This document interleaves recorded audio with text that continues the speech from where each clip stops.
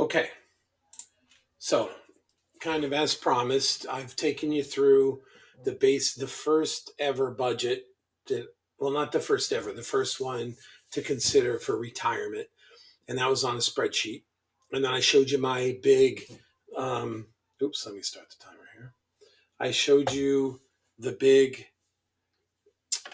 like, spreadsheet that I did that I'm not recommending anyone to use. And then finally, we get around to um, using I have a few couple software programs, but Right Capital is the one I swear by, and you can actually get Right Capital too, and we'll get in the details of that. So, and I'm going to go over Right Capital ad nauseum because I live in Right Capital. I love it.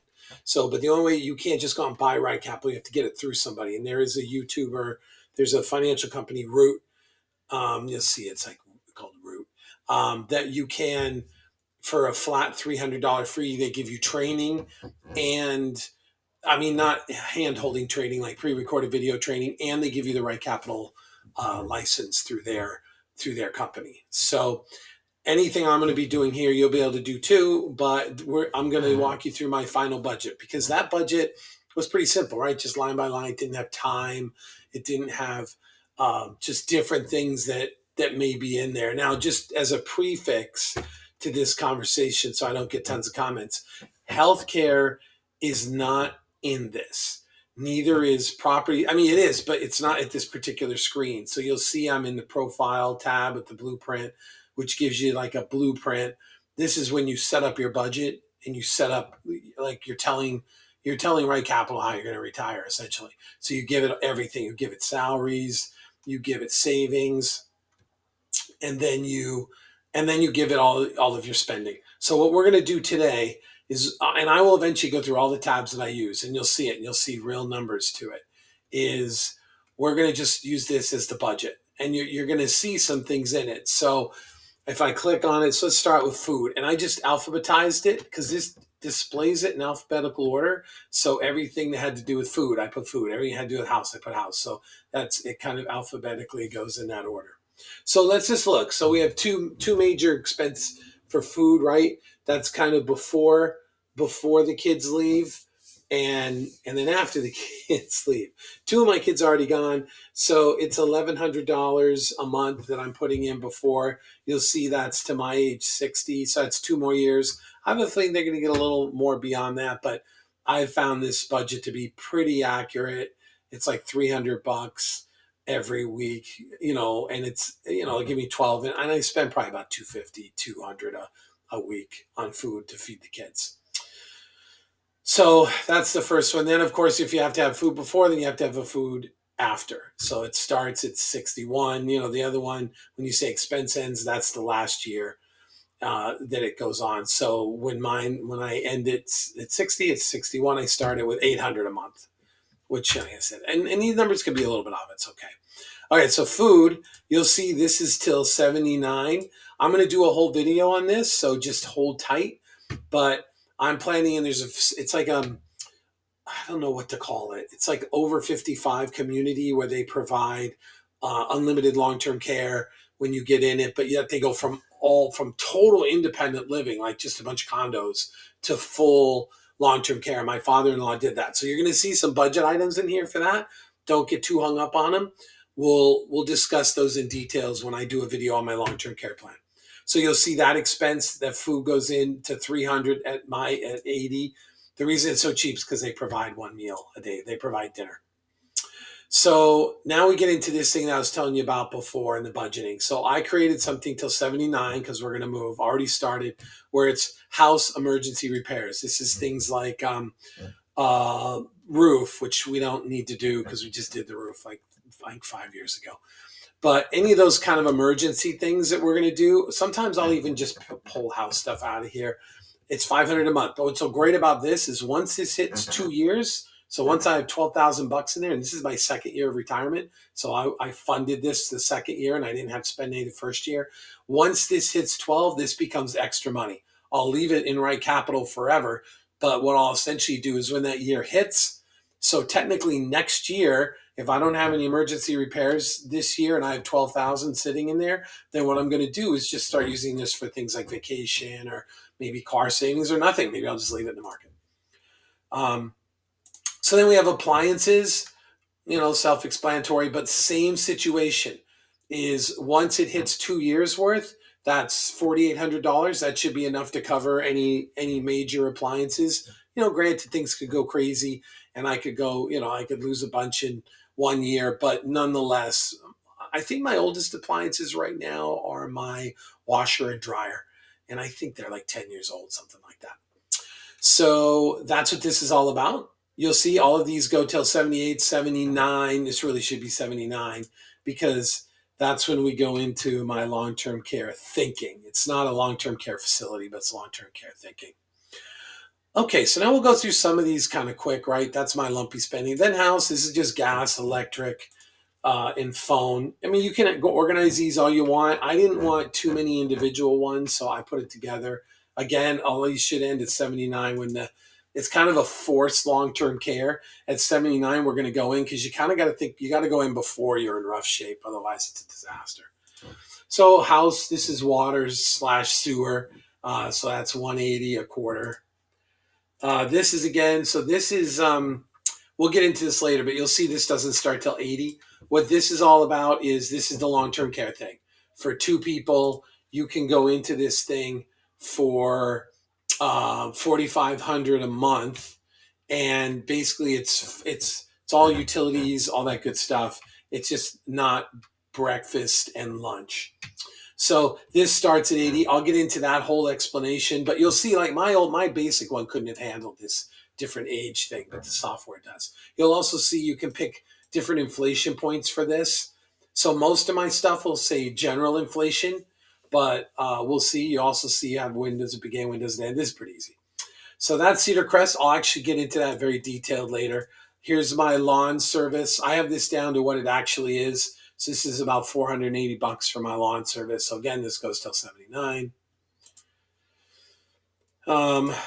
Okay, so this is a medical thing. The medical expenses are somewhere else entirely, which you'll see. So that's another spot. If we have time, I'll show that. I mean, clearly I'll show it, but I may do it as a separate video. So, but this is, I just kind of said, what are some things that I could put in just as a cushion after we're 77? And I already have out-of-pocket medical expenses in there. That's all part of the Right Capital software, you'll see. But this I just kind of put in, just starts at 78, $250 a month, general inflation. So you'll see when we look at the plan, this is a lot of money in 30-something years.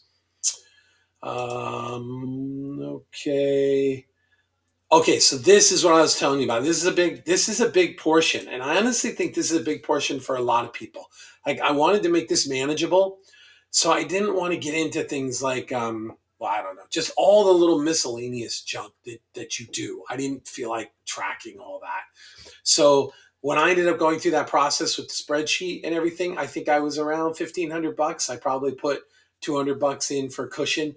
This has since come out to I didn't need this much, but what I've been doing, and I'll show you my first year plan and all that good stuff, how I made it the first year, but this 1,700 turned out to be a bit much, so I actually came out with extra money last year, which I'll show you how I did that when we get into my 1 year plan, because I had to make sure I had a 1 year plan too, like how was I going to do with the money the first year. So that's miscellaneous. And then I have a miscellaneous, that's 2,700. That again, you're going to see this whole like long-term care kind of thing. Cause I kind of look at it's my go-go years. When I hit 78, I should start slowing down. So I move my miscellaneous expenses down to 600. Let's see here. Okay. So this is vacate from 57 to 62. When I retired at 57, I promised my wife, since I had more time, it was always my time that was limiting for vacation because she's a teacher and she's off all summer. So, and she has, more breaks. But so when I retired, before we kick into the real vacation stuff where we're just going everywhere, we're obviously doing Wildwood every year. I told her I'd put in like, $5,000, or in this case, 4,800 for us to do some of those trips that we hadn't planned. So this year we're going out to the, well, I guess in the West, and we're gonna fly out there. We're gonna rent a car and we're gonna travel around Yellowstone and stuff like that. That's what this is all about.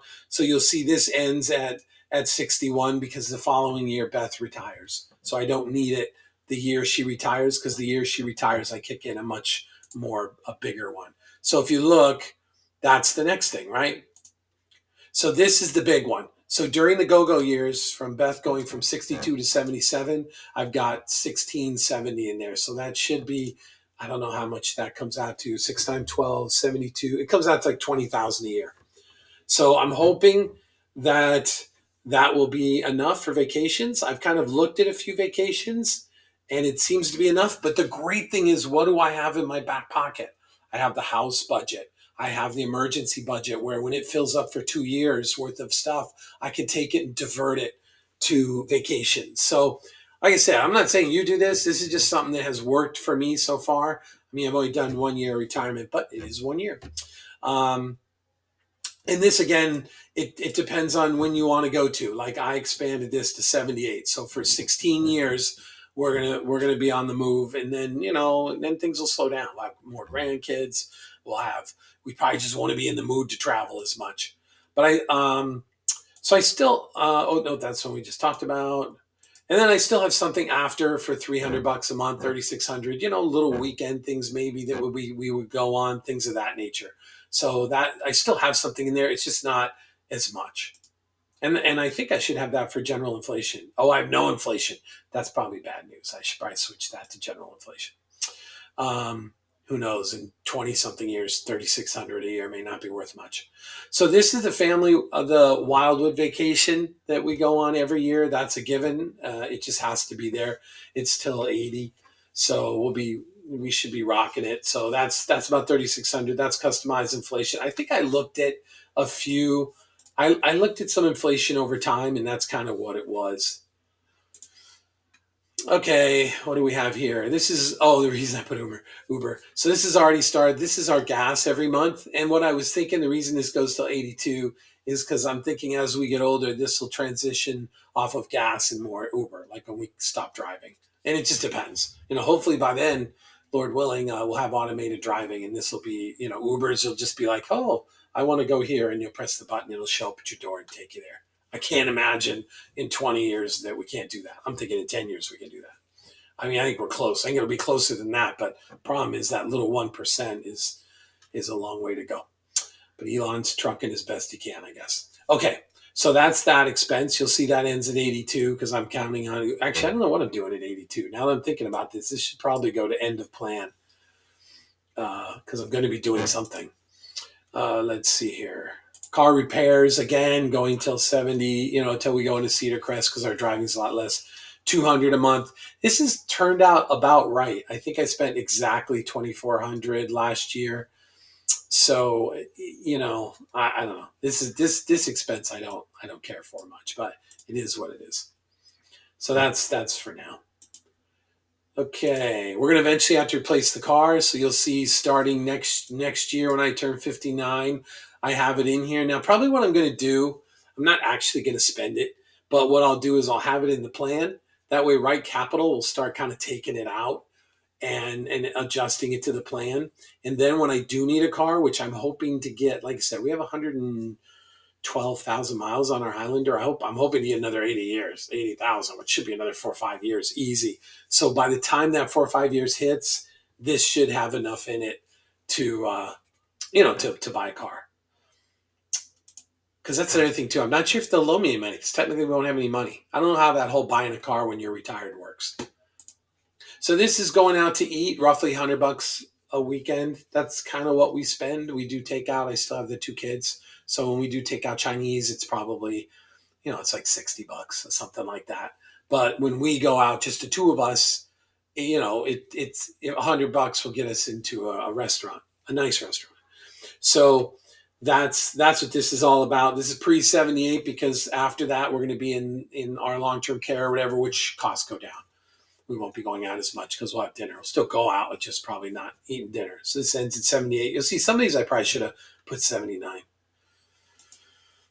What else we got here? Oh, this is post. So this is starting at 79. I just jack it down from 400 to 150, general inflation because of food and stuff. So I don't know. We'll see. We'll see if it goes down that much. Like you said, this is planning stuff. The most important thing about your plan and your budgets as well is that you they're going to be dynamic. They're going to be flexible. So, and you're going to see next video, I'll show you where I actually how I can check these day to day, and you can do that pre-retirement. It's great. Like using Right Capital, you can actually hook your accounts, and it'll show you how much monthly. And we'll do that on the next video. So we got online subscriptions. That should be my Netflix, internet, Direct TV. It used to be Direct TV, now it's Hulu. So whatever. We don't have to go into that too much. Everyone's will be different. I've got that going forever because we'll probably be doing these subscription services forever. So charity, we've got like $6.50 a month. Now I will tell you this too. So some of our miscellaneous ends up going to charity, which has been nice. So I have that miscellaneous category. If people need help, just a lot of special causes we do. I sometimes I'll just track them to charity, and charity will go over. Sometimes I'll put them in miscellaneous. I don't kind of have a rhyme or reason for that, but right now I have that at $6.50 a month, and, and I guess at 75 I'm going to stop giving. Obviously we won't, but we'll figure out how much at that point. That's a whole nother discussion, right? Because like I said, I'm really bad at it. My wife is much better. So $96 a month. This is enough for Compassion International to support 2 kids in different countries. We've gone through many kids because I've been doing this since I was like 20, when I think I got my real job, like 23, 24. So, and my wife does it too. So this $96 is enough to support 2 kids, which is awesome. Animal expenses.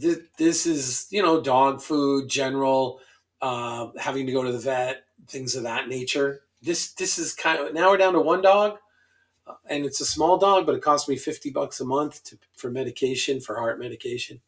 So, so this will probably go down. I think our plan for animals, I don't know if I want another animal, but I'm such a sucker. If I see a German Shepherd, I'll probably get one, but because we want to travel, and it just gets much harder to travel when you've got a little dog. I can pick up, throw in the car, and we can go to Arizona and stay in an Airbnb for 2 months, which is what we want to do for, instead of snowbirding. What we want to do is go Airbnb, because I don't want to own another house somewhere. So I did some Airbnb pricing across like 5 different states, but a little dog I can just throw in and they can come with us. Oops. But a big dog, that's just not practical. And then even in the summers now, I have to pay some like $100 a day to stay at my house and watch the dog.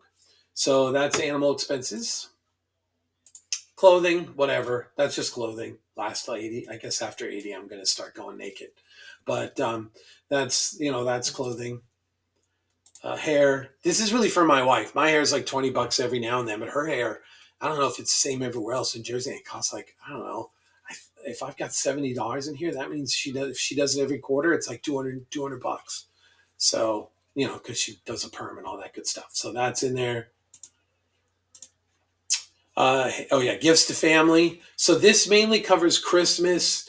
Um, right now we've got a bunch of friends starting to do weddings and stuff, so we're going to be giving to that. So I don't know, that could come out of miscellaneous. It could come out of this, because we don't spend. This is almost what, $300 a month would be 36. So this is probably, I don't know, 35, $3,400. We don't spend that much on the kids at Christmas. I mean, they're all older, and we're not going crazy. So I am able to use some of this for other things, but oops, I'm dropping this thing. So I don't know. We'll see. We'll see what happens with that. That's been a good number last year, and I used it for birthday gifts, all sorts of stuff. I'll probably dip into this year for wedding gifts and miscellaneous. And then this pre-retirement thing was just something I was doing specific for Right Capital to do some, but you won't need that. I was all pre-retirement planning kind of stuff. Okay, so I think that's a nice spot to stop. Now I am going to walk you through all of this stuff because I live in Right Capital. I love Right Capital. So just to give you a teaser, once you've put all those budget numbers in, you can actually connect to your account, and you'll see what it does. It brings in all these transactions, and it tells you like how much have you spent this month. It shows you your activity, like what's been going on. You can look at it different, prior activity by category, how much you spending this versus last month. This is where you go and you can actually start categorizing your stuff. So instead of doing all that spreadsheet stuff, I mean, you need to do the spreadsheet stuff for miscellaneous, but you know, to do that all the time, which is what I used to do. I used to every year go through, categorize everything, compare it to the budget in that spreadsheet. Da da da da da. You don't have to do that, and you can do this way before retirement. So, and this isn't. This is the software is just a one-time $300 shot, well worth its money, just to save you time. But what this does is then you can just edit it and say like, hey, where do I want to put this? So if it doesn't know where to put it, I wish it was a little smarter. But if you don't know where to put it, then see, it's funny. I just created this today, out of pocket healthcare, because I never really had to worry about it much because we don't use much. But my wife had, she's got a dental procedure. It's out of network that the insurance won't pay for it. So this is how I created this category just to kind of get it in there. So this we'll do this. We'll do this on a whole thing. This takes all those budget items that you put in, and actually, what you'll do is you'll say copy from retirement expenses, and it brings in all your retirement expenses, creates category for them, and then literally it'll book what it can find. I think it is even smart enough to look at past stuff, but what it'll do, and then you just you go in once every few weeks or whatever, and you match it up, and then all of a sudden now you don't have to do all that. You don't have to do a lot of spreadsheet stuff. So we'll get into this a little more when I have time. I'm trying to keep all the videos short, so thanks again. I'm trying to make this stuff useful, trying to make it. My goal is that you can learn from my experiences and you'll get all my input stuff. You can look at my categories. They won't all apply. They will. I'm going to start showing you how to use um, Right Capital, just so you can actually kind of start. I want this to be useful. This isn't just la la la entertainment stuff. I want you to get ideas. I want you to be able to actually start managing this on your own, because my goal is to get everyone retired. So thanks again. Remember, I'm not a financial advisor, even though there really was a lot of financial advice going on here. But two things most important in retirement, right? Income, expenses. So we started covering the expenses. So thank you very much, and we'll see you next time. Oh no, I bet you I went through that whole thing without. Okay, so what I wanted to do for you guys, since I went through all those costs, but when I got to the end of it, I realized I hadn't covered healthcare because it's in a different area. I did the little extra, so we're not going to get into it crazy, but I wanted to spend 5 minutes on healthcare. So healthcare is actually in the goals. So we were in the blueprint tab, but in the goals section, you'll see it'll put in annual healthcare costs. So and it'll plug some of that in for you. So if you look at this, um, my costs start at when Beth retires, because she covers the healthcare. So both of ours will start then. So cost estimate, detailed estimate just means you get to put your stuff in. So pre-Medicare, I put in 10,000. The reason where I came up with that number, it's actually 10,000 each, which is 20,000, which is probably way overkill. But is I went into Get Covered New Jersey, so you can just do healthcare in New Jersey, and what it will do for you is here. Let me go back to preferences here and then go back one more time, is when you get in there to do an estimate, it's going to say, where do you live? It's going to look for the information for you and your spouse. You have to add your spouse. And then you put in how much you plan on making. The way I understand these is you put in this, it's almost like an honor system until it hits your taxes. So when you sign up for the year, you put in how much you're going to make. And then when the taxes come out, they either ask for more money from you or I don't know if they give you the credit. I haven't done it yet. So I'm just putting in a conservative 100,000. I've got my own little plan for that, where I want to have cash on hand to cover it. So our cash looks low. So before we go into, before we start using ACA, which will be when Beth turns a little after 62, maybe 63.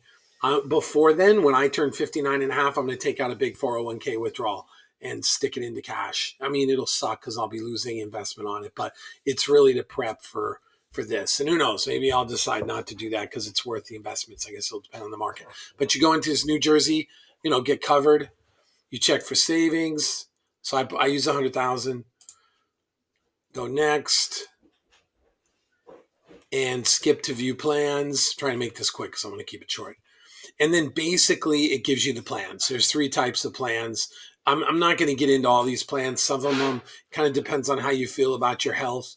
There's silver. See this silver, bronze, And then I think is it gold or is it platinum? I guess it's gold. So if you go down here, it's lower expense. But anyhow, some of them have higher deductibles. See, there's gold. Some of them have lower deductibles, um, but they're more expensive every month. Some of them are less, but they have higher deductibles. So you just got to go through all this and figure out what you want, and there you go. So there's I must have looked at some of these and said, hey, I want a nice one. So 1,700 a month. That's 1,000 times 12. That's 12. 7 times 12 is 94. 12 and 9. That's like 21,000 a year. So that must be where I got this from. So that's a gold plan. So lower deductibles covers a lot. And then what this is, and then this you'll see it'll actually do an estimate for Medicare Part B, Medicare Part D. The reason I let it do the estimate is because one, that's a federal program, so it's pretty well defined, and it looks at how much you make. I think too. There's some Medicare premiums you can get in there on Part B and D. Oh, like see right here, estimated based on adjusted gross income. Okay, so then finally, my last one is, hey, what is my out of pocket expenses when I'm, once we reach that age? And so again, this is pretty big, like $6,500 a year each. That's like $13,000 a year out expenses. But I think I got that because I was looking at, yeah, I don't know. It just seems pretty high to me. So again, it's a cushion. You can probably make that a lot lower and check it out. I know New Jersey is pretty expensive. I think in some of your other states, it's a lot cheaper. So that's the healthcare piece. I just wanted to addendum that to the current one because I didn't want you to get to the end and say, oh, what do they do about healthcare? So that's it for that. Thank you and have yourself a great day.